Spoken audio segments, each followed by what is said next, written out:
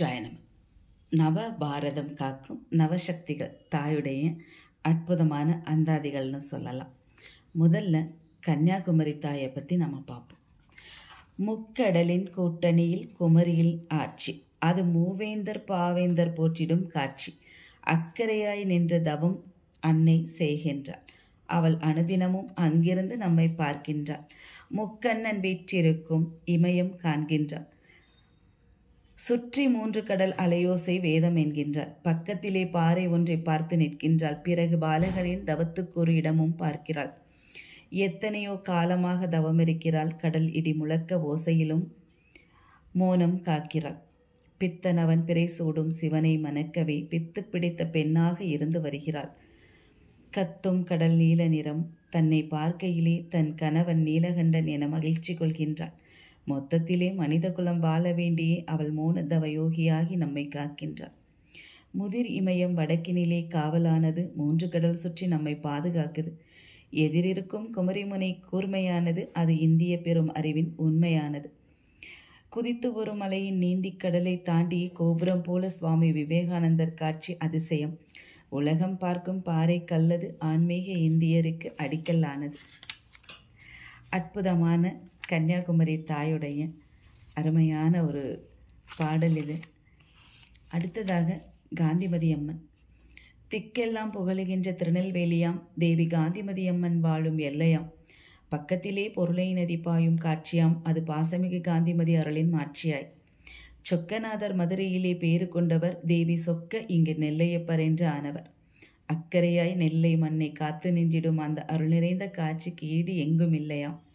300 நாள் நெல் பரப்பி வைத்த வணிகனும் முக்கணன் சிவபிரானை பூஜனை செய்து தன் வணிகம் தடையில்லாமல் பொங்கி பெருகவே, தயவு செய்து கொஞ்ச காலம் மழையை நிறுத்தவே அன்பொழுக வேண்டியதன் அருள் பயனாக அன்று அங்கு பெய்த மழை நெல்லை தொடவில்லை.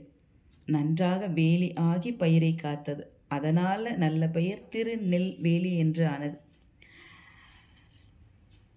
சாபிவாடீஸ்வரர் சுவாமி என்ற பெயரிலே சரித்திரங்கள் இத்தலத்தை பேச காணலாம். கோலநகை காந்திமதி தாயின் புன்னகை கோயில் இதன் தனி சிறப்பு என்று சொல்லலாம். மாலவனின் அடியார் நம்மாழ்வார் பாடிய மாத்தமிழ் தாய் சொந்தம் காந்திமதியை போற்றலாம். காலம் காலமாக அவள் நடத்தும் ஆடலை என் கவிதைக்குள் அடக்க நான் எப்படி முயலலாம்? சொல்லுங்கள் பார்க்கலாம். மதுரை மீனாட்சி நம்ம அம்மா. மதுரை மீனாட்சி கையில் மகிழ்ச்சியுடன் அமர்ந்து கதை கேட்டு ரசித்தனையோ கிளியே, கலிப்பினில் மயங்கினையோ. தாய் அவள் பிள்ளைக்குத்தான் தயவுடன் பால் சோறு வாயிலே ஊட்டுகையில் கிளியே வந்து அதை கதை உரைப்பாய். மீனாட்சி தாயின் கதை மேன்மை மிகுந்த கதை இல்லையா? தானாக தரணி இதை கிளியே, தமிழாட்சி செய்த கதை மீனால் தடாதகையாண்டு கதை. மலையத்துவசன் மன்னன் மாபெரும் வேள்வி கண்டான், சிலையென அழகாக கிளியே சிரித்தனல் இசையாக. 3 வயது பிள்ளை முக்கண்ணன் சோடிப்பிள்ளை தோன்றினல் மதுரையிலே, மன்னன் தூய பக்தி மாண்பினிலே. தமிழுக்கு 3 எழுத்து, அமிழ்துக்கு 4 எழுத்து, நமச்சிவாய 5 எழுத்து, அதுவே நமையாலும் தலையெழுத்து. வீர வடிவுடையால் வெற்றி திருமகளார், ஈரமே நெஞ்சினலாம் மீனாட்சி எமையாலும் தாயவலாம். இமைக்கும் பொழுதினிலே என்னாகும் குஞ்சுக்கென்று இமைக்காது மீன் காட்சி, அழகுக்கு எங்கள் அன்னை விழிசாட்சி. தமிழ்த்தாயின் மங்களமாம் தாலி உரையும் இடம் அமைந்தது மதுரை அம்மா, அங்கே அங்கையற்கன்னியம்மா. பாண்டிய நாட்டிலே தோன்றி பாருலகம் ஆண்டவலாம், வேண்டிய வரமெல்லாம் அருள்வாள் கிளியே, மீனாட்சி நம்மை காப்பாள். அடுத்ததாக திருக்கடவூர் அபிராமி.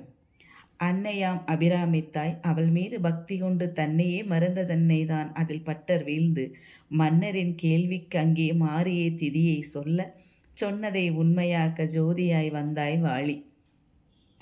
தனம் தரும் என்று சொன்ன தாய் பிள்ளையான பட்டர் மனத்துயர் நீக்க வந்த மதி ஒளி வாழ்க என்போம்.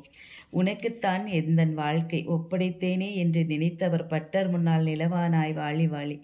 உள்ளத்தில் சூதும் வாதும் ஒன்றுமே இல்லார், எங்கோ பள்ளத்தில் உருண்டு வீழும் பரிதாபம் கண்டு அன்னை துள்ளியே தோட்டை வீசி துணையான கதையைப் போல அல்லவே வருவாள், நம்மை அணைத்திட வருவாள் வாழி.